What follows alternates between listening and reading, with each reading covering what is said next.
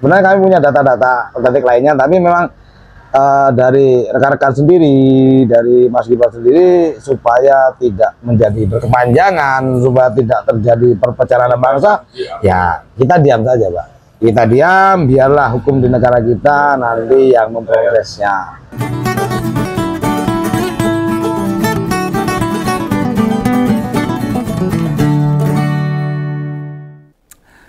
Ini emang urusan ijazahnya Jokowi sama Gibran ini gak rampung-rampung. Kembali ke isu utama di pemberitaan. Lah jebulnya dalam sidang mediasi di Pengadilan Negeri Surakarta, pihak dari Jokowi ndak jedul ke pengadilan. Iki ngopo ini? Kalau benar-benar benar fakta, kenapa nggak berani ke pengadilan itu? Kan aneh, janggal tuh. Ya, itu hari Selasa. Nah di Jakarta pihak Gibran yo melakukan hal yang sama, ndak ngirim utusan buat berembuk sama penggugatnya. Nah, ini negara hukum kok. Ini kan jadi janggal lagi nih. Jadi kalau orang yang punya nalar logika pasti nuduhnya oh ini ketakutan ini Jokowi sama Gibran, kan begitu. Nah, penggugatnya Gibran itu Pak Subhan Pak Lal, pertanyaannya sederhana. Yang terjadi di Solo sama Jakarta itu masalahnya podo itu sama, soal ijazah. Ini bukan soal masalah jabatan atau apapun, ini yang dipersoalkan ijazah karena Jokowi dan Gibran itu pejabat publik yang masyarakat perlu mengetahui latar belakang dari pejabatnya. Lah nek bodong kan repot. Loh kenapa Bapak sama anak kompak tidak datang semuanya? Jadi kita harus percaya bahwa mereka punya ijazah. Disuruh percaya, digiring opini untuk percaya. Dokumen atas bukti sudah menuntaskan di sebuah jenjang pendidikan. Lu dulu sesumbar. Kalau hakim yang minta ijazah mau ditunjukkan. Dan Jokowi siap memperlihatkan. Lah nek jalan ke sana saja, tidak pernah diikuti. Dan kesimpulannya makin jelas. Dokumen otentiknya itu pada mbuh kabeh. Mbuh itu bisa mbuh duwe apa ora. Mbuh otentik atau hanya sekedar identik. Mbuh bisa dipertanggungjawabkan atau mbuh sing kepiye orang ngerti. Yang jelas ketika dia tidak datang di pengadilan, artinya masyarakat boleh. Kejanggalan itu ada di dalam pikiran masyarakat. Tapi nggak usah ding. Nek nggon Gibran, apakah ijazah setara SMA bisa dikualifikasi sebagai sudah menuntaskan sekolah menengah? Nah, di saat gayeng-gayeng begini ini, dimunculkan lagi kelompok baru. Yang mengklaim mereka adalah relawan. Relawan meneh muncul ini. Ini relawan apa? Relawan ngewangi sebuah sesuatu yang tidak bermanfaat bagi masyarakat itu jenenge relawan. Makelar. Yang sudah kenal sejak Gibran belum jadi wali kota. Yang tadi tak tayangkan di pembuka namanya Gus Teddy. Ini foundernya relawan militan Gibran, sedangkan yang nemani itu Adi Krisnawan, itu ketua militan Gibran Kota Solo. Berarti ini wong Solo ini. Gandeng Begawan kenal banyak teman. Video itu tak kirim ke teman Begawan di Solo Raya. Nyatanya tidak ada yang tahu. Nggak kenal tuh sama sekali mereka itu siapa. Kan ya otomatis aku kaget. Nah, cuma relawan yang kuno-kuno, jadul-jadul yang dulu pernah bergerak bersama, pasti kita kenal. Nah, mau sekedar aktivis di tingkat kota loh. Mestinya ada yang pernah ketemu. Nyatanya dari jaringan yang tak miliki, semua geleng kepala orang kenal. Mengaku tidak tahu mereka siapa. Kita ambil kesimpulan, sepertinya lagi dimunculkan orang baru. Buat bicara tentang ijazah bapak sama anak ini. Tidak tahu ini gratisan atau bayaran, saya nggak tahu juga.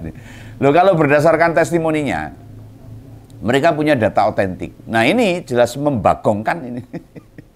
Punya data otentik tapi tidak mau adu data di pengadilan kan sama aja tuh, sama aja bohong. Anda beneran punya, apa kendalanya, hambatan atau sebab ketidakmampuannya adu dokumen saja di pengadilan? Ini kan aneh. Orang merasa benar, tapi waktu diminta bukti mendukung keyakinan kebenaran itu rawani. Artinya orang benar. Lah Pak Gus Tedi tidak menghormati institusi pengadilan, tidak percaya pada hakim. Ini jangan lucu Raum.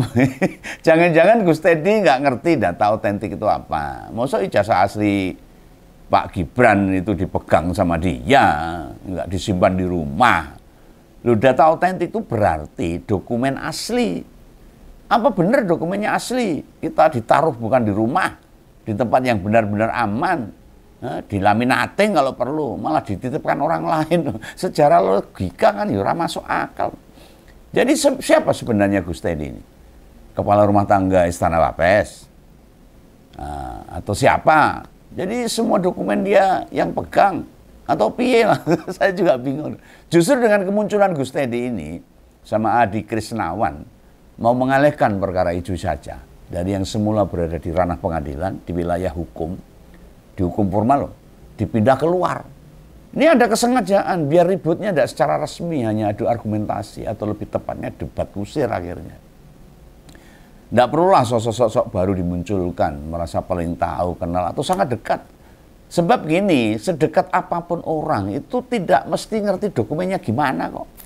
Bahkan Jokowi yang teman seangkatan wisuda saja itu tidak cukup kuat. Cara membelanya itu ora kuat. Harusnya bila beneran wisuda bareng, dokumen ijazahnya kan sama persis. Baik desainnya, baik hurufnya, fontsnya, dan sebagainya. Mengapa Jokowi bisa berbeda sendiri dengan yang lain? Selama ini di antara orang yang pasang badan, itu kelas relawan, atau ada beberapa di antaranya yang seolah-olah punya pendidikan, tapi adakah satu orang pun yang meyakini ijazah Jokowi sama Gibran itu? Nggak ada yang yakin. Apalagi orang-orang yang suka demo, yang perempuan-perempuan yang sudah lihat ijazahnya itu. Oh itu ya sangat lucu. Nah, itu dari petinggi partai lain. Tidak ada juga. Apa ada orang UGM yang bicara tentang tanpa lelah kalau Jokowi benar lulus dari sana? Termasuk juga, adakah satu teman saja, baik teman Jokowi atau Gibran, menjawab pertanyaan-pertanyaan publik? Nggak ada.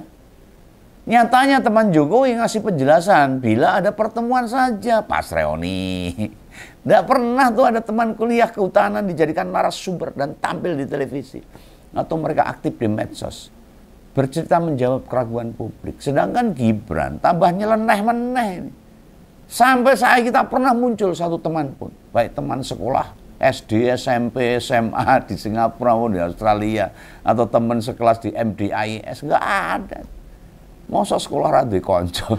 Soalnya gini, isu ini kan sudah sejak awal tahun dan yang perkara ijazahnya Gibran, nggak salah itu Juli atau Juni ya, diangkat sama Pak Subhan Palal itu. Lu selama ini keduanya alias Gus Tedi sama Gus Adi tadi di mana itu? Mereka ngaku bukan orang baru loh, pasti dekat sama keluarga Sumber. Wes suwe lah kenal. Kok muncul baru kemarin? Ingat juga bila Jokowi menempuh jalur formal mengadukan Pak Roy ke Polda Metro Jaya. Dan sampai sekarang kita nggak tahu apa yang dilakukan kepolisian. Karena nggak punya alasan untuk menangkap Roy. Nah ternyata walaupun diadukan, Pak Roy, Bung Rismon dan kawan beneran jago itu. Menemukan titik-titik krusial kejanggalan-kejanggalan di dokumen ijazah. Waktu celah kejanggalan ijazah dikonangi, Jokowi kan ya pusing. Beberapa relawan kemudian digerakkan turun di medan televisi membangun kontra narasi, ngomongnya ora urusan. Ada lagi yang mau demo pakai cawat sama celana dan sebagainya untuk membentur-benturkan narasi-narasi yang pakai nalar logika dengan cara-cara debat kusir. Dulu awalnya Adi Dermawan, lalu ada Sylvester dan Noel yang sekarang bermasalah. Sylvester harus masuk hukuman dan Noel sekarang baru ditangkap KPK. Lalu dimunculkan tokoh baru lagi. Ini ya sama aja, ngancani Adi Darmawan. Yang bernama Andi Aswan. Mereka sering nongol tuh di TV dan saya kalau lihat tuh bosan itu. Kelihatan kelihatan bodohnya. Kadang ngomong tanpa nalar, tanpa dipikir. Bicara ijazah bapak dan anak ini seolah-olah makin valid, tapi mereka tidak meyakini. dengan apa yang ditanyakan oleh publik. Loh, ada tokoh lain yang dinaikkan juga tuh. Ada lulusan dari MDIS barengan Gibran wisuda. Ditambah ada pengamat pendidikan buat menguatkan argumentasi. Keduanya perempuan, yakni Inalim sama Dian Hunafa. Nyatanya cara keduanya bernarasi kelibas oleh banyak pihak yang ngerti bener gimana sistem pendidikan di Singapura dan Australia. Cuma cari panggung aja tuh perempuan-perempuan tuh. Hah? Gini loh, pihak-pihak yang bertanya, yang pengen fakta terbuka jelas, apakah Jokowi dan Gibran ini beneran memiliki dokumen sebagai persyaratan dia menjadi seorang pejabat publik yang dipersyaratkan sewaktu mereka mau maju kontestasi. Dulu tuh Jokowi maju di pilkada, di pilgub, sama 2 kali ikut presiden. Dugaan begawan. Penyelenggara pilkada sama pilkas nggak ngecek dengan teliti, utamanya buat dokumen ijazah sarjana kehutanan Jokowi. Terima fotokopian udah. Satu hal yang agak sulit dibantah.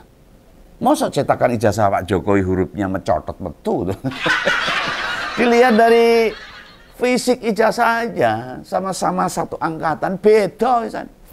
Dengan 2 atau 3 ijazah pembanding. Hah?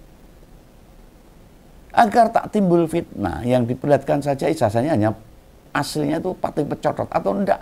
Ngono kok ya ora gelem. Itu wis mencurigakan.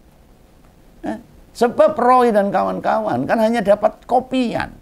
Wong KPU baik di Solo DKI dan KPU pusat kan ya pegangnya ijazah salinan bukan asli toh. Kenapa di soal ini Jokowi kaku bener ini? Ngeyel, nggak mau ngeliatin ke masyarakat umum. Dia kok malah menunjukkan ke jurnalis, ke relawan, ke pendukung yang jelas-jelas nggak meriksa huruf sing pating mencotot tadi. Jurnalis pun saat ditunjukkan nggak boleh ambil gambar, kan aneh loh. Ya baru sekarang ini loh ada pejabat publik yang dipertanyakan dokumen diri. Indonesia gawe guyon, memunculkan banyak relawan tapi ijazahnya nggak pernah muncul. Padahal yang dimaui masyarakat itu kan ijazah. Kenapa ijazah harus diperlihatkan?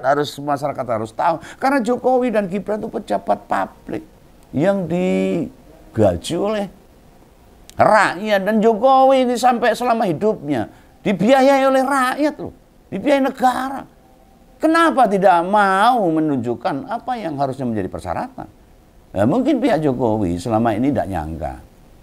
Mungkin loh, seorang menyangka-nyangka itu, jebul Roy sama kawan-kawannya, Mas Roy itu. Bisa sejeli itu, sedetail itu. Membandingkan dan sudah sampai sejauh ini. Janji Jokowi mau memperlihatkan ijazah bila diperintah hakim, tapi proses menuju ke situ enggak dia ikuti. Gimana hakim mau perintah nunjukin dokumen? Wong sidang-sidang permulaan enggak pernah dihadiri oleh Jokowi.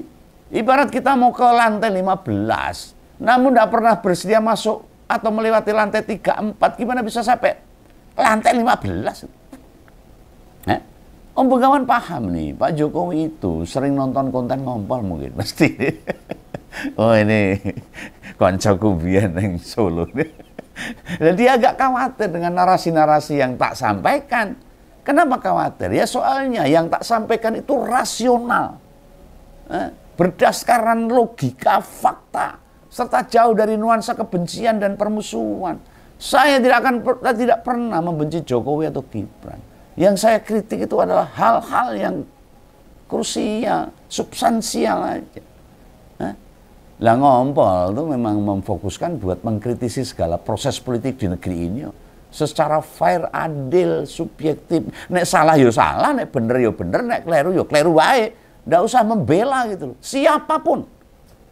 Kan wis berulang kali tak jelaskan. Bila mau perkara ini rampung, disandingkan saja dokumennya. Diuji secara seksama antara kopian dengan aslinya. Tapi kan memang terasa ada ketakutan dari pihak Jokowi dan Gibran. Belum ada argumentasi yang kuat dimiliki pihak Jokowi. Mau sampai kapanpun pihak Jokowi tidak akan pernah mau datang di Pengadilan Negeri Solo maupun Pengadilan Negeri Jakarta. Di mana di 2 tempat itu proses pertanyaan-pertanyaan publik sedang dijalani. Pengaduan Jokowi ke Polda Metro Jaya, ya mau nggak pantes-pantes tok itu. Lihat saja sampai sekarang, memanggil orang-orang yang diadukan saja atau manggil ahli buat memberi pendapat tentang aduan Jokowi itu ya tidak dikerjakan. Karena kepolisian juga nggak mau beresiko. Dia tahu hukum. Lo Pak Polisi nek ngawur ya bahaya. Jokowi tidak menduga justru pelaporan ke Polda Metro Jaya itu merugikan dirinya sendiri. Proses formal tak jamin berhenti. Dan isu ini akan ngambang begini terus. Hanya tinggal Pak Prabowo perintahkan. Selesai atau tidak. Diungkap atau tidak. Ada kebenaran, keadilan atau tidak. Kita tunggu aja kebijakan presiden kita, Pak Prabowo. Jangan salah paham, salam Begawan Dada.